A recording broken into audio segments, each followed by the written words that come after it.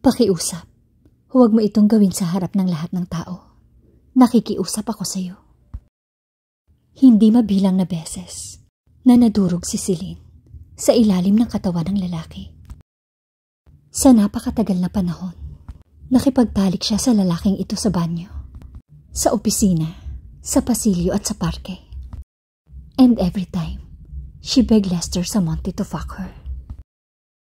Sa pagkakataong ito, naipit siya sa ilalim ni Lester tulad ng dati at sinabi niyang hindi.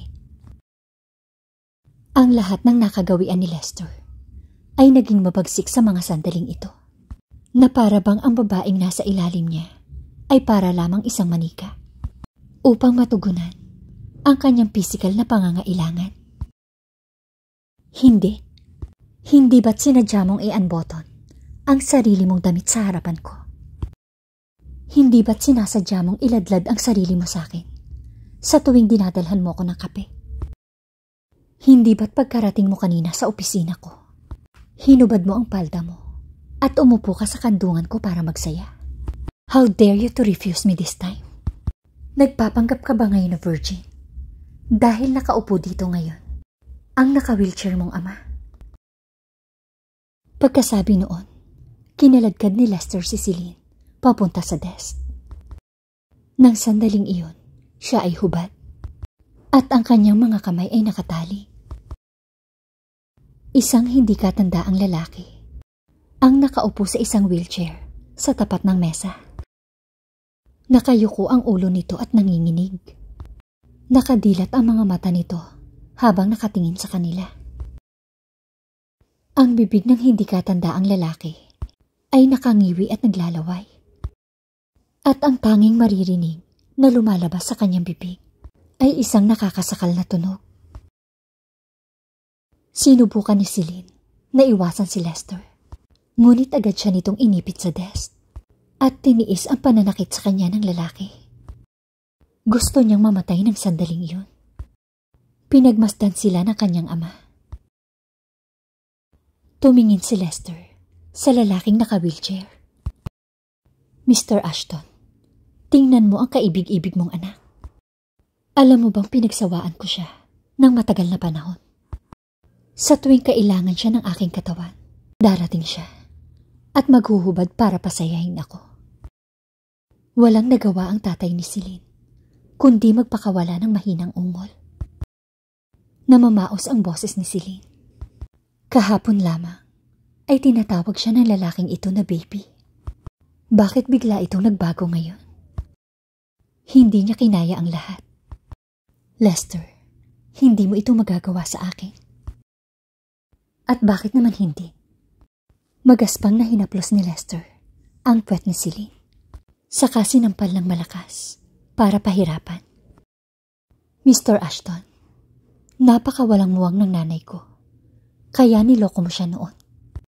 Iniwan niya ako at ang tatay ko para sa'yo. Pero anong ginawa mo sa kanya? Tinawag mo siyang puta at itinapon mo siya sa dagat. Sinabi mo na dapat siyang tumalon sa dagat dahil manluloko siya. Ngayon, ang nag-iisa mong anak na babae ay isang puta din. Ako ang nagpabangkarote sa kumpanya mo. At hindi ko man lang ipinangako kay Celine na pakakasalan ko siya. Gayunpaman, patuloy siyang pumupunta sa akin araw-araw. Kaya ngayon, kahit gusto kong lumuhod siya para sipsipin ako, masaya niya itong gagawin para mapasaya ako. Panoorin mo kung gaano ka masunurin ang anak mo. Matapos marinig ang mga salitang iyon, napaluha si Mr. Ashton at sinubukang pumangon. Ngunit nabigo siya. Hindi alam ni Celine na merong ganong kalaking galit si Lester sa kanyang ama. Noong siya ay grade 9, nabangkarote ang kanilang pamilya. At hindi nagtagal, nakilala niya si Lester noong high school. At ito na ang nag-alaga sa kanya noon pa man. Sa unang taon, they had their first night together and he's been spoiling her ever since. Siya ay isang intern sa kumpanya ni Lester. Ngunit kailanman ay hindi nito sinabi na gusto siya nitong pakasalan. Ngunit alam na ni Celine na kung wala ang suporta ng kanyang pamilya, hindi siya sapat para kay Lester. Upang maging asawa ni Lester, kailangan niyang maging napakahusay. Kaya palagi siyang nag-aaral at nagsisikap. At umaasang magiging karapat-dapat siya kay Lester balang araw. Minahal niya si Lester sa loob ng 10 taon. Nanginginig ang puso ni Celine sa sakit. Lester, bakit ka nagsinungaling sa akin? Itinulak niya ang nanay ko sa karagatan. Kaya ginawa kong mas masahol pa sa impyerno ang buhay mo. Ito ay ganap na patas, hindi ba? Tumawa si Celine na may luha sa mga mata. Walang ibang hinangad ang lalaking minahal niya sa loob ng 10 taon, kundi pagdusahan niya ang madugo nitong paghihiganti. Ang buhay ni Celine ay hindi lamang mas masahol pa sa impyerno. Ito ay mas masakit kesa masunog sa impyerno. Hindi akalain ni Celine na pagkatapos maipasok sa ICU ang kanyang amang may sakit, tatanggap siya ng tawag mula sa korte. Kinasuhan siya ng criminal trade secret na paglabag. Mahal na mahal ni Celine si Lester. Siya ang pinakamagaling nitong sekretarya. Paano niya matutulungan ang isang outsider at ibunyag ang mga detalye ng negosyo ng kumpanya ni Lester? Ngunit ganun pa man, ang nagsasakdal ay talagang si Lester Samonte. Bumagsak si Celine sa sahig, kasabay ang isang kalabog. Nanlalamig ang mga kamay at paa niya sa takot. Kung si Lester mismo ang nagdedemanda sa kanya, siguradong makukulong siya. Sa opisina ng CEO sa Montecorp, itinulak ni Celine ang pinto at tinitigan ang gwapong mukha ng lalaki na nakaupo doon. Naglakad siya palapit dito. Para sa kapakanan ng huling 10 taon, maaari mo bang iurong ang demanda? Kailanman ay hindi naging mapagkumbaba si Celine sa harapan ni Lester. Pero ipinakita sa kanya ng nangyari kahapon na lahat ng matamis na layaw sa kanya ni Lester ay kasinungalingan. She was nothing to him. Nakasuot pa rin si Celine ng kanyang pangsekretaryang kasuotan. Isang puting blusa, isang itim na suit, at isang sexing itim na palda. Noon, tumitingin siya kay Lester nang may kaakit-akit ng ngiti. At gustong-gusto ni Lester ang ngiti niyang iyon. Pero ngayon, walang liwanag sa mga mata ni Celine. Kung may respeto ka pa sa sarili mo, hindi ka na dapat lumapit sa akin. Sumandal si Lester sa kanyang upuan. Nakalimutan kong anak niya. At ikaw ang naging kapartner ko sa sex. Simula noong 18 years old ka para sa pera. Umigting ang puso ni Celine sa nag-iisang taong pinagkatiwalaan niya sa kanyang buhay na nakatayo sa likuran niya. Ngunit sinaksak siya nito ng patalikod. 18.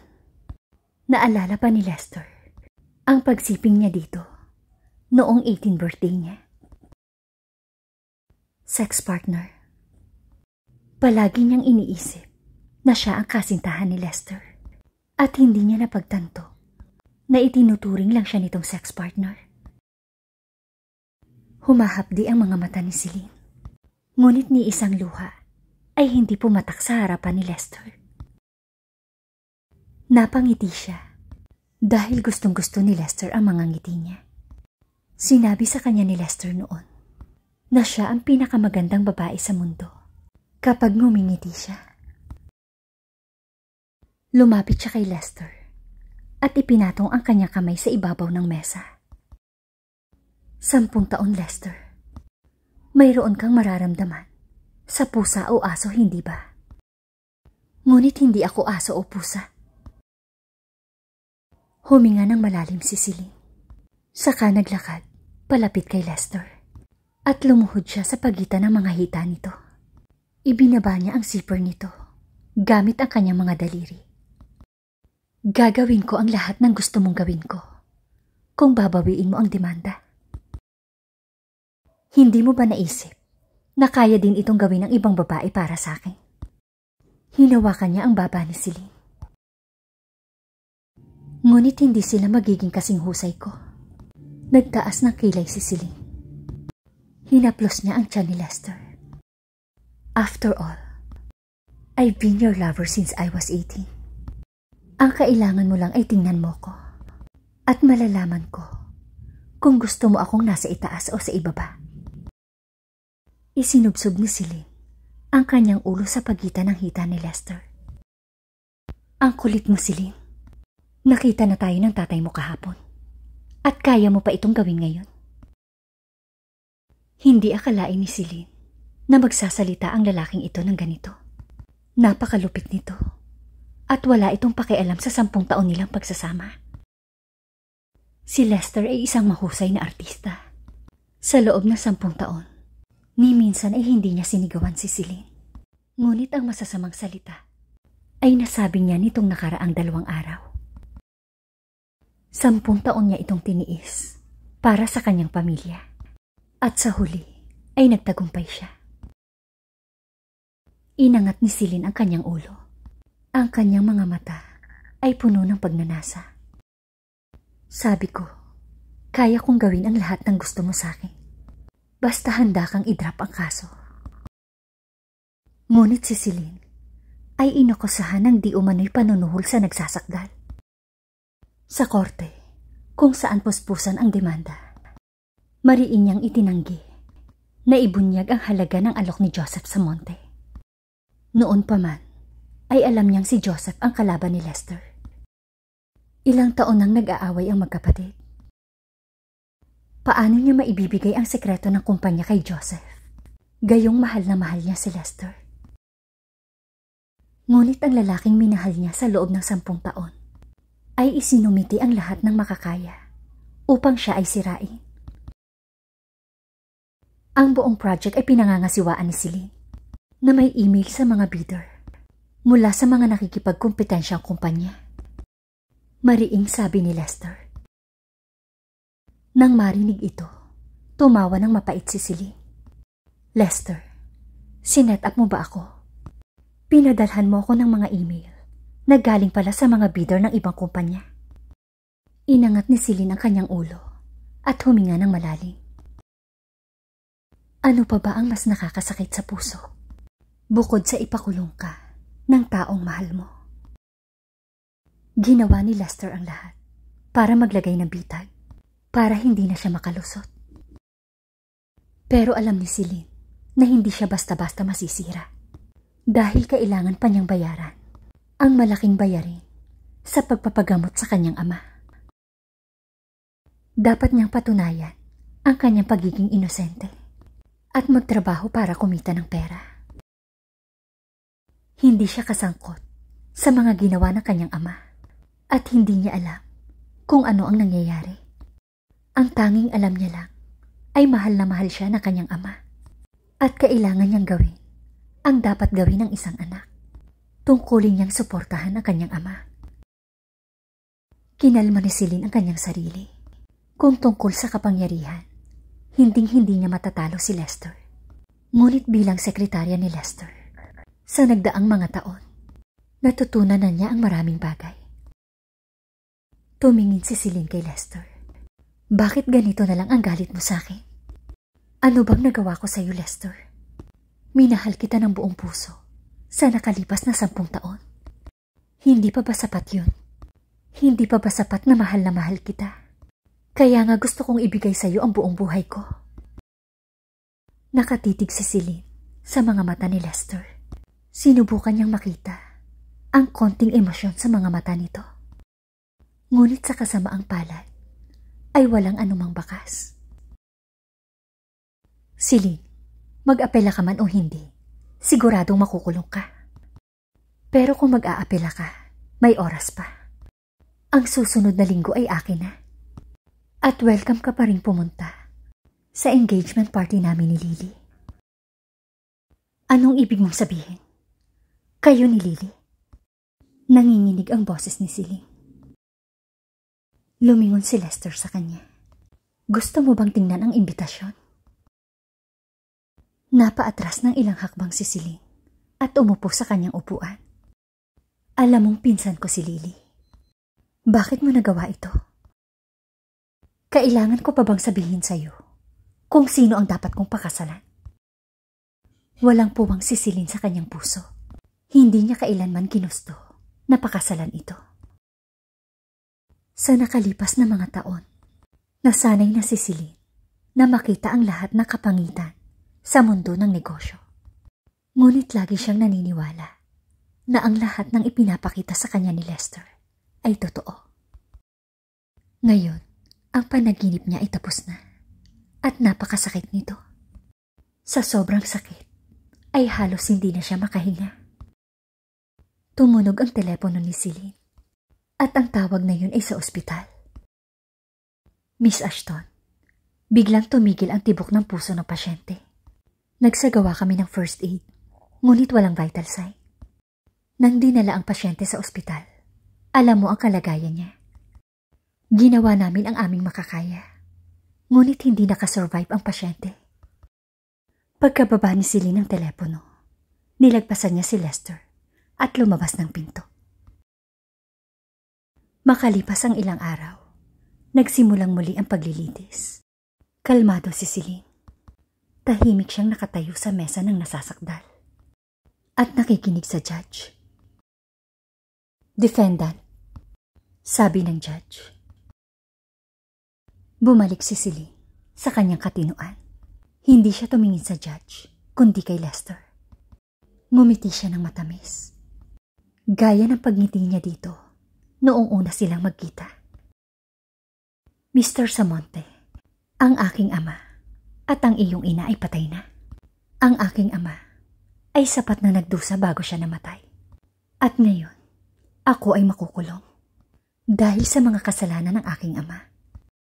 Hindi kita sinisisi sa pagsisinungaling mo sa akin sa nakalipas na 10 taon.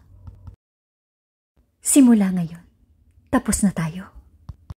Ang nakaraang 10 taon ay hindi nakabilang at magpapanggap akong hindi kita nakilala. Lumingon si Celine para tingnan ang judge.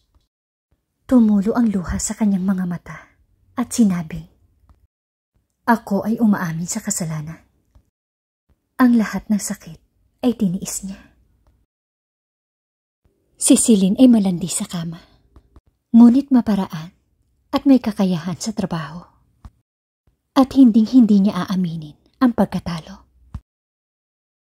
Inaasahan niyang tatagal ang kasong ito. At base sa kanyang pagkatao, hindi siya susuko hanggat hindi niya nakukuha ang gusto niya. Matapos magsalita ni Celine, ay natigilan si Lester. Matagal siyang umupo sa kanyang upuan bago natapos ang paglilitis at tumayo. Gulong-gulo ang isip ni Lester nang maisip ang sinabi ni Celine. Mula ngayon tapos na tayo. Ang huling 10 taon ay hindi na binibilang. At magpapanggap akong hindi na tayo nagkakilala. Ito ang mga katagang binitiwan ni Celine sa kanya. Hindi na nakita ni Lester na umiyak si Celine. Mula noong araw na ipinasok ang ama nito sa ICU. Pero ngayon, ang tanging naiisip niya ay ang mga luha nito sa mukha. Nagkibit-balikat si Lester. Tapos na. Lumayo siya sa upuan ng nasasakdal, ngunit muntik na siyang matumba. Naalala niya ang determinasyon kung saan binigas ni Celine ang mga salitang iyon na para bang sinira nito ang ilang mga kontrata sa proyekto sa mesa at sinabing, ang proyektong ito ay dapat na sa akin. At ito ay dapat na talagang sa kanya. Hinila ni Lester ang kanyang kurbata at lumabas ng courtroom. Mula ng sandaling ito, wala nang Celine sa kanyang buhay. Sa bilangguan, dumudugo ang bibig ni Celine habang nakasandal siya sa katawan ng ibang babae. Hinampas niya ng sapatos ang babae sa mukha at sinabing, magtatangka ka pa bang lumapit sa akin? Magtatangka ka pa ba na lagyan ng kung ano ang aking pagkain? Pagkasabi noon, 2 beses pang sinampal ni Celine ang babae. Hindi na. Paulit-ulit na nagmamakaawa ang babae. Noon ay nagsanay si Celine ng karate, ngunit hindi niya kayang talunin si Lester. Ngunit ang babaeng nasa harapan niya ay walang laban sa kanya. Sa lugar ng bilangguan, hindi maiiwasan na may mang-aapi sa mga bagong salta. Sinubukan niyang palampasin ang mga ito, ngunit ang mga ito ay lumampas na. Sa mundong ito, si Lester lang ang may kakayahan na mang-api sa kanya at iwan siyang walang kalaban-laban. Pero minsan lang siyang masasaktan. Minsan lang. Lahat ng mga babaeng preso ay takot kay Celine dahil siya ay may kakayahang manakit. Nang malaman ni Celine na buntis siya, nawala ang kanyang katalinuhan. Hindi niya alam kung ano ang gagawin. Nang bumisita si Warren kay Celine sa bilangguan, sa wakas ay nakaramdam ng pag-asa si Celine. Tumingin siya kay Warren sa labas ng makapal na bakal. Warren, tulungan mo ako. Si Celine ay pumayat ng husto at ngayon ay nagmukhang kalansay. Nanginginig ang mga labi ni Warren sa galit. Bakit ginawa sa'yo ni Lester ito? Ano ang gusto niya? Noong binalaan niya akong layuan ka, akala ko mahal ka niya. Binitawan kita kasi nakita ko ang pagtingin mo sa kanya. Pero bakit ka nakakulong ngayon? Namula ang mata ni Warren. Celine, napakatanga mong babae. Napahigbi ang labi ni Celine. Paano ko malalaman na tanga ako kung hindi ko ito naranasan? Lahat ng bagay ay may dahilan at epekto. Huwag na nating pag-usapan ang mga bagay na nakaraan. Bakit hindi natin ito pag-uusapan kung siya mismo ang nagpakulong sa'yo? Warren, may utang ako sa kanya. Oras na para bayaran siya. Huminga ng malalim si Celine at pilit na pinipigilang tumulo ang kanyang mga luha. Ngayon tapos na kami. May gusto pa sanang sabihin si Warren, ngunit pinigilan niya ang kanyang sarili. Warren, kailangan mo akong tulungang mag-isip ng isang bagay. Buntis ako. Huwag mong ipaalam sa sino man ang tungkol sa aking pagbubuntis. Tulungan mo ako upang patunayan na ang sanggol ay sa iba. Kay Lester ba yan? Oo.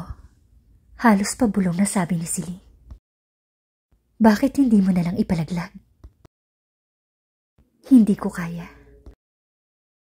Bakit? Hinding-hindi na ako magmamahal kahit kailan. Wala na akong tiwala sa mga lalaki. Pero ang bibing ito ay sa akin. Tumingin si Celine sa mga mata ni Warren at tuluyan ang tumulo ang kanyang mga luha. Ang kamao ni Warren ay malakas na humampas sa batong pader. At tinatanggihan mo ang bawat lalaki dahil sa kanya. Oo, sa ngayon. Alam ni Warren na sinira ni Lester ang puso ni Celine at kailangan itong ayusin ang sarili ngayon at hindi niya ito magagawang tanggihan. Okay, tutulungan kita. Thank you guys for listening and watching.